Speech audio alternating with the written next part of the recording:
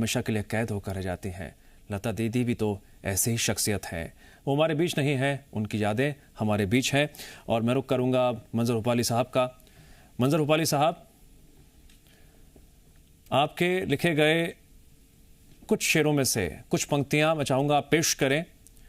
उस दर्द को बयां करते वो शब्द जो पुरानी पीढ़ी को ताउम्र याद रहती हैं, सो तो है ही, लेकिन आज की पीढ़ी को भी उतना ही वो अपनी ओर खींचती हैं, बताती हैं कि एहसास होता क्या है।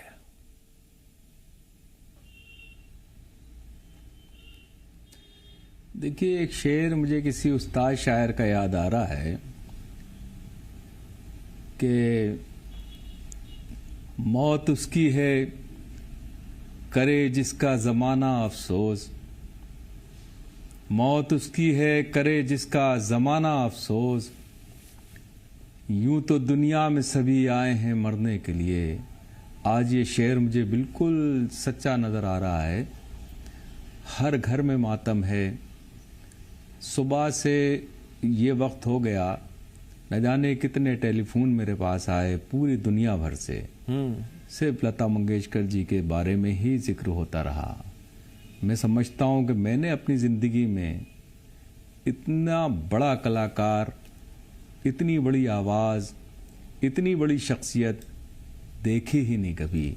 मेरी खुशकिस्मती है कि मैं लता जी की सदी में पैदा हुआ, उनको देखा, उनको सुना और उनके गीतों के सहारे मैंने बहुत कुछ सीखा। तो लता जी आज की नस्लें को भी अपनी गीतों के माध्यम से, अपनी गायकी के माध्यम से कुछ ना कुछ दे के गई हैं। और आने वाली सदियों तक जो भी पीढ़ी आएगी, जो लता जी को सुनेगी, मैं समझता हूँ वो उनको बगैर मुतासिर किए हुए आगे नहीं बढ़ सकती वो पीढ़ी। लता जी की आवाज़, लता जी की शख्सियत, लता जी की मोहब्बतें हिंदुस्तान हमेशा याद करता रहेगा। और ये हिंदुस्तानी कौम पर बहुत बड़ा एहसान है। और हम तो खुदा से दुआ करते हैं कि लता जी हमारे बीच नहीं है, मगर वो हमारे लिए मिशले राह हमेशा हमेशा बनी रहें। शकील साहब, मैं एक बात तो जोड़ना चाहूँगा इसमें। क्या लता दीदी की ज़िंदगी से दो ऐसी बातें हैं जो हम सब सीख सकते हैं, कोई भी हो, कोई भी? त्याग, बलिदान और आस्था। सही बात। अभी सागरिका जी जो बात कह रही थी वो बिल्कुल हमारे दिलों की बात है, और वो लाखों करोड़ों हिंदुस्तानियों के दिलों की बात है जो ये एतराफ करते हैं, इसको मानते हैं कि लता जी ने मतलब इतना त्याग किया है कि अब जैसे सारी जिंदगी। मैं चाहूंगा एक शेर इसी दर्द के नाम, इसी त्याग के नाम। हाँ बिल्कुल, मैं वहीं पहुंच रहा हूँ। क्या कोई ऐसा हम में से हो सकता है कि जो सारी जिंदगी आइसक्रीम को हाथ ना लगाए? क्या ऐसा हो सकता है कि हम अचार को, मीठे को, और जो ये हमारी कमजोरियां हैं, हम सब तक परहेज करें अपने गले के लिए? तो जाहिर बात है कि ये पूरी एक सदी उन्होंने जी है तकरीबन, अगर 7-8 साल हम इसको नजरअंदाज कर दें। और वो इस तरह से जी है कि जो त्याग और बलिदान की प्रतिमूर्ति कहा जा सकता है उनको। और यही वजह है कि आज सारी दुनिया में आज उनको लोग याद कर रहे हैं, अफसोस कर रहे हैं, और उनके गीत सारी दुनिया में बज रहे हैं। और मैं तो ये कहता हूं कि शायद ही कोई ऐसा घर होगा हिंदुस्तान या हिंदुस्तान से बाहर, इस सरहदों से परे अगर हम आप बाहर तक जाएं, पूरा साउथ एशिया खासतौर से, कि वहां किस घर में सुबह से लेकर शाम तक कम से कम एक बार जरूर हमारे कानों में लता जी का कोई ना कोई गीत, कोई ना कोई गाना जरूर पड़ जाता है। उनकी आवाज, उनके सुर हमारे कानों को, हमारी समातों को भाव विभोर कर जाते हैं, छू जाते हैं। तो वो जो एक शेर कहा जाता है कि किया है मुद्दतों कानों से शगले मैकजी, कानों से शराब पीने का जो अमल है वो सिर्फ लता जी के गानों के साथ हो सकता है। वो गानों की जो मिठास है, उनका जो रस है, उनका जो सुरूर है, वो सिर्फ हमारी समातें, हमारी जो ये सुनने की ताकत है, हमारी जो सुनने की क्षमता है, इसके जरिए से हम उसको आत्मसात कर सकते हैं। और ये आज का दिन सारी दुनिया के लिए संगीत के हवाले से बहुत अफसोस का और बहुत बड़े खसारे का, एक अपार क्षति का दिन है। ये होना था, इसका हमें बिल्कुल उम्मीद थी कि ये सब होगा। लेकिन जाहिर बात है कि ये गले से उतारते हुए बहुत तकलीफ होती है। और हमें ये भी खुशी है कि लता जी कयामत तक, जब तक ये दुनिया रहेगी, अपनी आवाज के जरिए से, अपनी गीतों के जरिए से, अपने सुरों के जरिए से हमारे दिलों में जिंदा रहेंगी, हमारी याददाश्त का हिस्सा रहेंगी। वसीम बरेलवी का एक शेर मुझे याद आ रहा है कि जहां रहेगा वहीं रोशनी लुटाएगा, किसी चिराग का अपना मकान नहीं होता। तो ये सरहदों से परे थी उनकी जो बड़ाई थी, उनकी जो फनकारी थी, उनकी जो खूबसूरती थी, और कैसी शालीन और कैसी मुहज़्ज़ब आवाज कि जिसने तकरीबन 70-75 साल सारी दुनिया के दिलों पे राज किया है, वो आवाज सागरिका जी, आप जैसे फनकार, आप जैसे कलाकार इस चिराग को जला रहे हैं। आप वो पीढ़ी हैं जिन्होंने लता दीदी की पीढ़ी से, लता दीदी से बहुत कुछ सीखा है, और आपके सुरों के माध्यम से हम बहुत कुछ सुन रहे हैं। लेकिन जो पुरानी बातें हैं उनको याद करना भी उतना ज़रूरी हो जाता है। सागरिका जी, कुछ ऐसी पुरानी यादें मैं चाहूँगा आप याद कीजिए, सुनाइए एक बार, फिर हम उन पुरानी यादों में खो जाएं। ज़रूर। और ये गाना बहुत ही ज़्यादा पसंद है मुझे, सारी जनरेशन को बहुत पसंद आता है। और मीनिंग सुनेंगे और लता जी की आवाज़ के साथ ये गाना दिल को छू जाता है। हाँ, कांटों से खींच के आंचल, तोड़ के बंधन बांधे पायल, हो कोई ना रोके दिल की उड़ान को, दिल मन चलो आज फिर जीने की तमन्ना है, आज फिर मरने का इरादा है, आज फिर जीने की तमन्ना है, आज फिर मरने का इरादा है। सच बताऊं तो सुबह से, जब से हम लोगों ने न्यूज़ में ये बातें सुनी हैं, जब से सारे वीडियोस वगैरह देखे हैं, मेरे ख्याल से जितने भी कलाकार हैं उनको बहुत बहुत ज़्यादा इफ़ेक्ट हुआ है। हो सकता है सभी को इफेक्ट हुआ है, मैं जानती हूँ ये बात, लेकिन हम जैसे जो कलाकार हैं जिन्होंने बचपन से ही इनको इंस्पिरेशन लेके हम लोग बड़े हुए थे, उनको क्या तकलीफ हो रही है शायद ही ये बयान कर पाए हम लोग बातों में या गानों पे।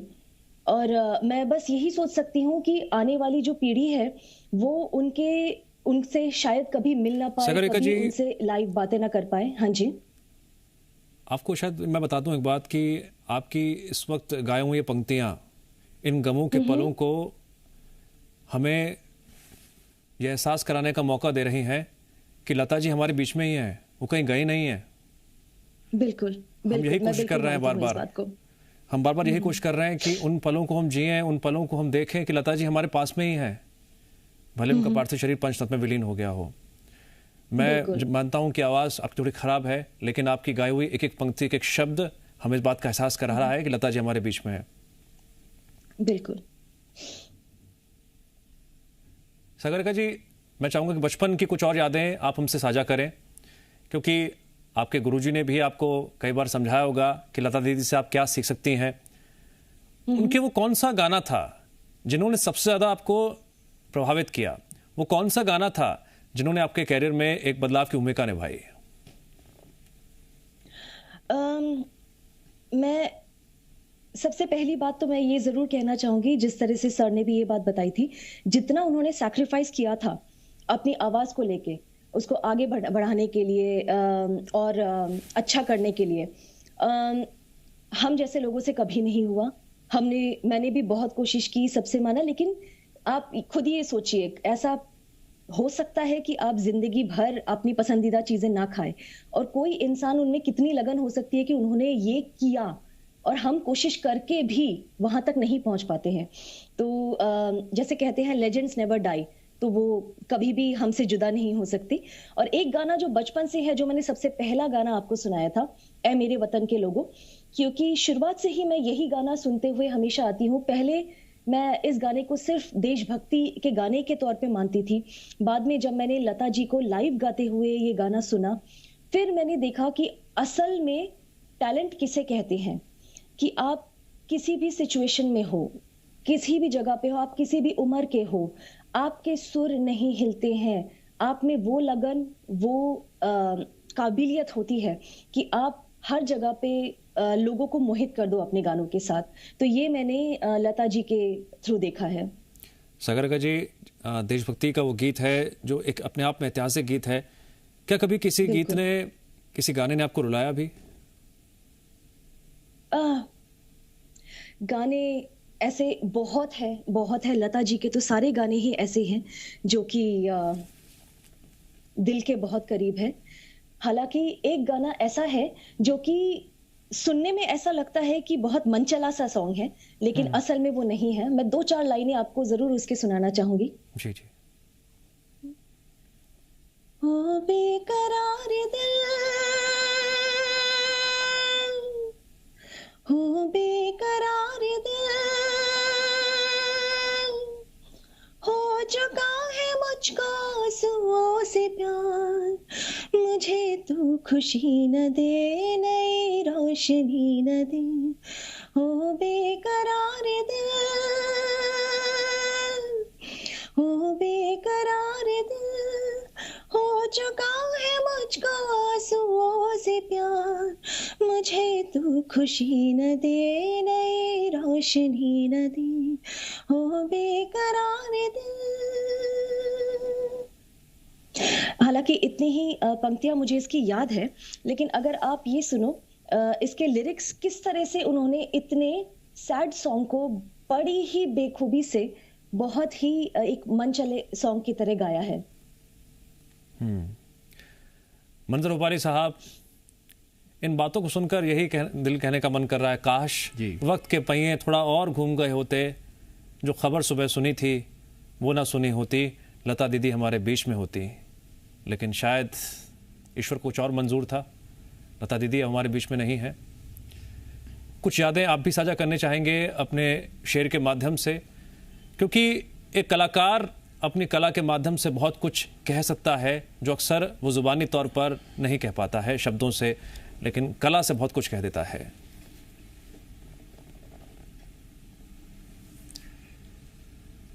देखिए, एक शेर सुनाता हूं कि हाँ मैंने बहुत नक्शे कदम छोड़ दिए हैं, हाँ मैंने बहुत नक्शे कदम छोड़ दिए हैं, जब मैं ना रहूँगा मेरा अफसाना रहेगा, लता जी हमारे साथ हमेशा रहेंगी। और देखिए, मेरे लिए तो ये बहुत ही बड़ी बात है कि जिस प्रदेश से ताल्लुक़ लता जी का था, या मध्य प्रदेश से के इंदौर शहर से ताल्लुक़ लता जी का था, और उसके पड़ोसी ही एक शहर है जहाँ से प्रदीप जी का ताल्लुक़ था, तो दोनों जिन्होंने मेरे वतन के लोगों, प्रदीप जी का तो जन्मदिन भी आज करो कुर्बानी, दोनों महान लोग जी, आप देखिए ना, तो दोनों ही यानी इतने बड़े, एक बहुत बड़े कवि और एक बहुत बड़ी फनकारा हमारे मध्य प्रदेश की थी, और उसी खाक से मेरा भी ताल्लुक़ है। मैं तो निवेदन करूंगा कि यहाँ के चीफ मिनिस्टर हमारे दो करम फरमा दोस्त थे कि अब लता जी के लिए कुछ ऐसी यादगार बनाएं, ऐसी यादगार बनाएं कि लोग उसे देखने के लिए दुनिया भर से आएं। ये मेरी गुजारिश है उनसे कि इसका ऐलान जल्द मैं बताना चाहूंगा आपको कि इंदौर के जिस घर में लता दीदी रहती थी, आज भी उस घर में उनके रिश्तेदार रहते हैं। यादें आज भी वहां पे लता दीदी की जिंदा हैं।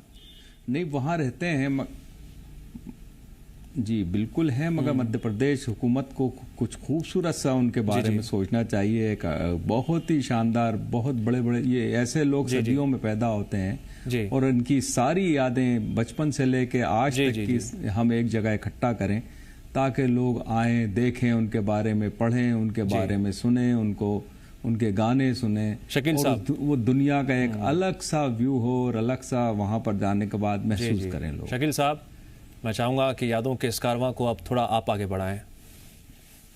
बहुत अच्छी बात की मंजर भोपाली साहब ने। वैसे तो देखिए, करोड़ों दिलों में उनकी यादगारें मौजूद हैं, लेकिन जाहिर है कि हमारी सरकारों को भी और जो इस तरह का इंतजामिया के लोग हैं, अगर मजीद कुछ और करने का मौका मिले तो ये बहुत बड़ी बात है, क्योंकि हमारे देश का गौरव है वो शख्सियत, मुल्क का फख्र कहा जा सकता है, संगीत की दुनिया की सिरमौर हैं। तो अब आप देखिए कि ऐसी शख्सियत के जो लाखों करोड़ों न सिर्फ हिंदुस्तानी बल्कि मैं समझता हूं कि सारी दुनिया में, जैसा मैंने अर्ज किया था कि जहां जहां बॉलीवुड की फिल्मों के गाने लोग पसंद करते हैं, सुनते हैं, वहां वहां लोग उनको जानते हैं और उनसे मोहब्बत करते हैं। आज आप देखिए कि सारा सोशल मीडिया कैसा तांता लगा हुआ है श्रद्धांजलि का, दुख का और अपने वो भावांजलि व्यक्त करने का, कि लोग लगातार पे दर पे आ रहे हैं और उनके बारे में लिख रहे हैं और अफसोस जाहिर कर रहे हैं। तो ऐसा बहुत कम देखने को मिलता है सारी दुनिया में आज, वो चाहे पड़ोसी मुल्क की आप बात करें या और थोड़ा सा दूसरी तरफ आप जाएं, तमाम मुल्कों के जो सरबराह थे, जो मुल्कों के बड़े जिम्मेदार हैं, उन लोगों ने बाकायदा इस बात को ट्वीट किया है, उस बात को कहा है, लिखा है कि ये ऐसी शख्सियत है कि जो हमेशा के लिए, भले ही शरीर उसका हमारे दरमियान नहीं है, लेकिन उसका काम, उसकी आत्मा और उसकी जो फनकारी है, उसकी जो अजमत है, उसका जो बड़प्पन है, वो हमारे दरमियान रहेगा, उनके फनपारों की शक्ल में, उसके गीतों की शक्ल में, उसके गानों की शक्ल में। और जाहिर बात है कि लता जी जैसी शख्सियत को ये लोग, इतने बड़े लोग कभी मरते नहीं हैं, ये लोग जिंदा रहते हैं, हमारे दिलों में जिंदा रहते हैं, हमारी याददाश्तों में जिंदा रहते हैं। और मैं तो बिल्कुल, मुझे यकीन है, विश्वास है पूरा कि रहती दुनिया तक हम लोग लता जी को याद करते रहेंगे और हमारी आने वाली नस्लें, शकील साहब, ये अभी तक जी बिल्कुल यादों का यह कारवां कभी खत्म नहीं होगा, कभी भी खत्म नहीं होगा। सागरिका जी, इस यादों के कारवां में मैं चाहूंगा कि आप एक फूल दर्शकों के सामने पेश करें, ताकि उसकी खुशबू से ये महफिल, जो यादों की महफिल है, उसमें चार चांद लग जाएं और लता दीदी को हम नमन करते हुए श्रद्धांजलि दे सकें। जरूर।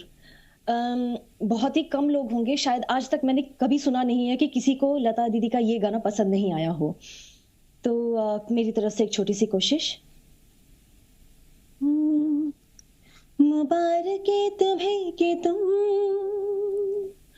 किसी के नूर हो गए, मुबारक तुम्हें कि तुम किसी के नूर हो गए, किसी के इतने पास हो कि सबसे दूर हो गए। अजीब दास्तां है, कहाँ शुरू कहाँ खत्म, ये मंजिल है कौन सी, न वो समझ सके न हम। अजीब दास्तां है, कहाँ शुरू कहाँ खत्म, ये मंजिल है कौन सी, जी, न वो समझ सके न हम। यादों का यह कारवां कभी खत्म नहीं होगा। आप तीनों ने जो यादें सामने रखी, मैं उम्मीद करता हूं कि दर्शकों के